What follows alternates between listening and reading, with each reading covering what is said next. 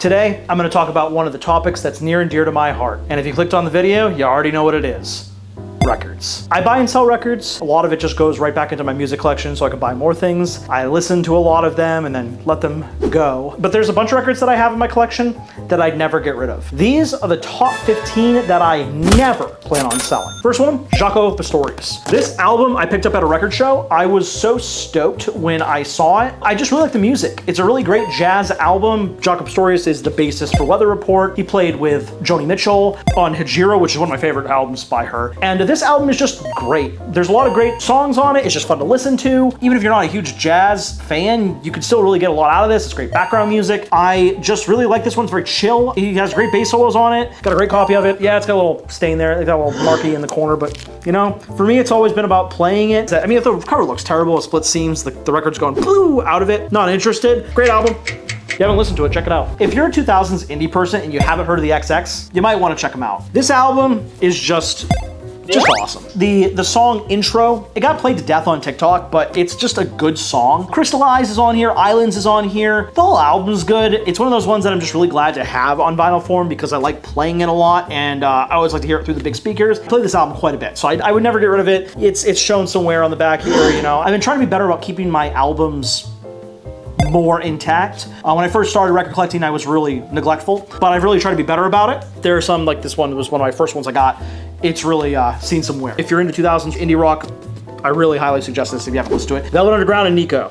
This album was one of those albums where everyone told me it was great and that I should listen to it, but I honestly avoided it out of that, and probably not something I should have done, but I didn't listen to the Velvet Underground until last year, and it's unfortunate because they are just awesome. This album specifically, really love it. I haven't played it as much as I want to, but every time I play it, I'm always astounded at how good of a songwriter Lou Reed is. Back in 1967, I think is when this came out. Back in 1967, when this first came out, the joke is that nobody bought Velvet Underground, but people that did started a band. Like a lot of the music scene in the 1980s came out of the Velvet Underground, but that specific album, because obviously not a lot of people bought it, it got put into the discount record bin. A lot of the copies got thrown out because they were controversial. The lyrics were about BDSM, they were about heroin. You know, people were like, oh, whoa, and couldn't handle it in 1967. So that specific record definitely had that sort of vibe. So of course, original pressings of this are worth lots of money. This is not an original pressing. This is a very recent pressing of it. It's got an additional track on there, Chelsea Girls by Nico, and it doesn't need it, but overall, this is just a great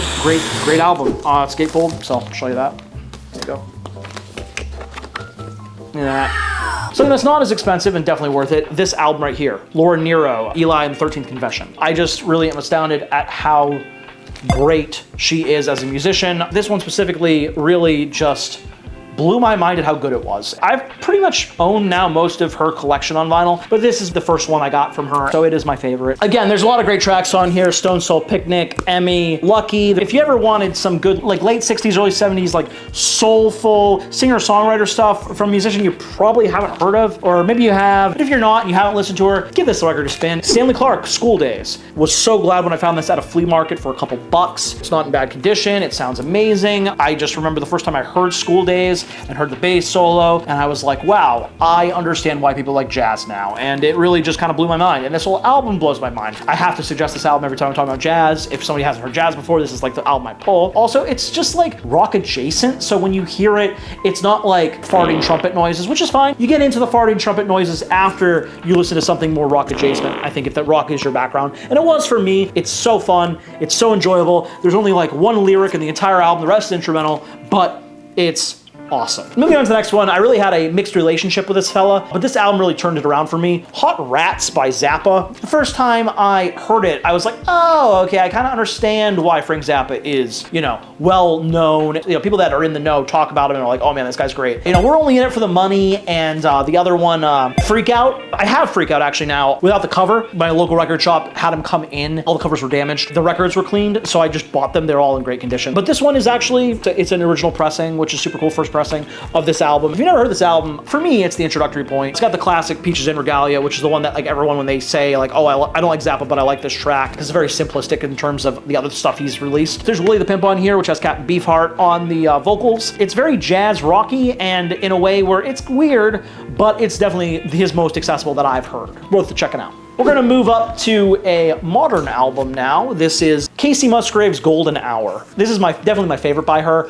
I did like her newest release, Deeper Well. I have that on vinyl as well. This one is my favorite because it just has every banger song on it. The first song, Slow Burn, is just so good. From the first lines, it's good. And listening to this album, it just still gets me. I just love the lyrics. I love like what she talks about on the album. I think her songwriting is very relatable. It's catchy. It gets stuck in your head in a good way. Is it a little bit of a sad girl country type thing? Yeah. If you haven't listened to it, you really owe yourself to it. As an album, it's just divine. So highly worth it, would never sell it. It's awesome. This next one, I might get some flack in the vinyl community because it doesn't sound that great, but it's not about that for me. Todd Rundgren's A Wizard, a True Star. This is the original die cut. It's super cool.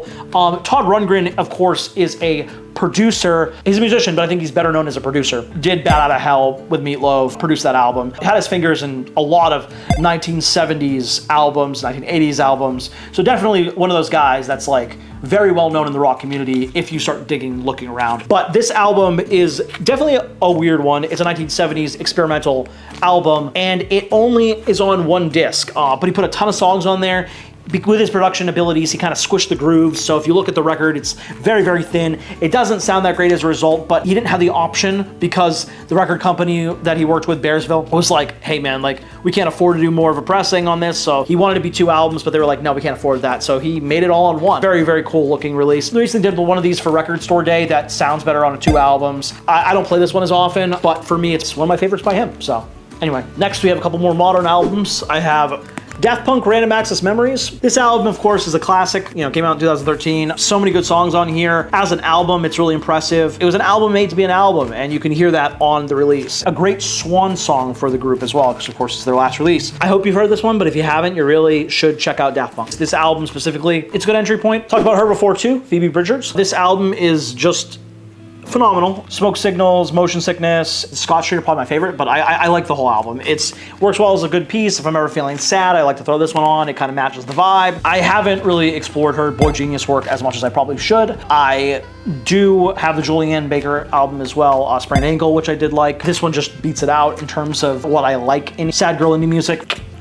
If you want to listen to some sad girl indie music, you can't go any better than this. If you're looking for more angsty woman rock music, this would be it. This is a Record Store Day release. It's Alanis Morissette's Live at London Shepherd Bush Empire 2020. A live unplugged version of Alanis Morissette's set. It is one of the best pressings I've ever owned. I put it on and it sounds like she's in the room with me. Someone on Reddit suggested this one for me, so I bought it on Discogs and I have not regretted it. It is just astounding. It sounds so amazing. She sounds like her voice is better than it was back when she first released Jagged Little Pill. If I'm ever wanted to like show off my record collection and show like one of my best pressings, this is it. It just sounds so tight. If you can find a copy of this guy, it wasn't even that much either. I think it was like 20 bucks. I guess I'm letting the secret out here, but if you can find this album, it is, We're gonna slide in back to jazz here. I've talked about this album before, but I'm gonna talk about it again. Cat by Mr. Hiroshi Suzuki. It's hard to get this. This is a repressing, that's how I got it, but I don't know if they did another repressing. It's kind of rare, but like it's one that's talked about a lot. I love the Obi strip. It's very like traditional Japanese 1970s jazz, and it just sounds so great. All the songs are good. I love it. Also has the title that I like. I like cats, as you know. I have a cat. If you want an album that never gets old and it's fun, here you go. You didn't think I would not suggest a Pink Floyd release. Would you think it's Dark Side of the Moon? Well, you'd be wrong. It's this one, Adam Heartmother. I will say this is like my favorite weird album by Pink Floyd. This was hard for me to get. For some reason, it's always super expensive, and I was looking for a specific pressing of it. I found it. This is a 1980s pressing. You're like, whoa, Bill, why not a 1970s edition? I looked on Discogs, but a lot of people rate it as the best pressing, and this is it. This is a UK 1980s like black label pressing. Better cover too. I had one that was water damaged, but I didn't like it. That cover didn't look good. It kind of annoyed me, and it didn't sound as good. It was kind of tinny. It was a Winchester pressing. This one, yes, it's a Black Label Harvest EMI.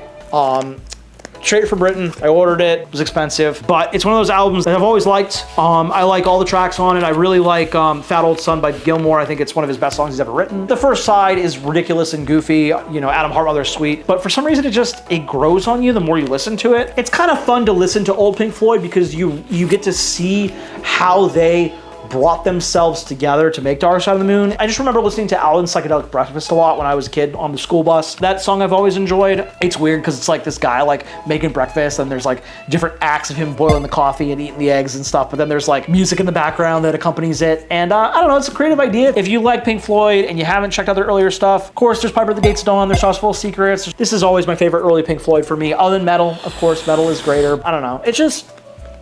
It's the one I like, so I'll never sell it. I got this one recently. Tom Waits. It's my only Waits vinyl that I have so far. I really like Tom Waits. Really like this album, Heart Attack and Vine, because it's really bluesy. I didn't know he did Jersey Girl originally, and it's really like goofy. His voice is hard for a lot of people to handle, but for me, it's just never bothered me. I want to get all of them, but of course, like they're being repressed now, a lot of them, but if you try to get the old ones, they're expensive. Nighthawks the Diner I'd love to have. Bone Machine I'd love to have. I'd like to have his whole collection, but a lot of the early Asylum pressings are of course a lot of money. I was happy to get it. It's in great condition, it sounds great. I've been putting it on a lot lately, so if you're into blues that sounds like an old man with a raspy voice singing it, even though he's younger here, you'll love it. Lastly, I got a weird one. ABC The Lexicon of Love. This is like 80s pop music that is both cliche and goofy, but also phenomenal at the same time. If you're looking for just pop hooks upon pop hooks, songs that are stuck in your head, you'll play again and again and again, this bad boy is it. Not in the best condition, it's got tape covering, all this other stuff, but that wasn't what it was about for me. I just saw it in the record store,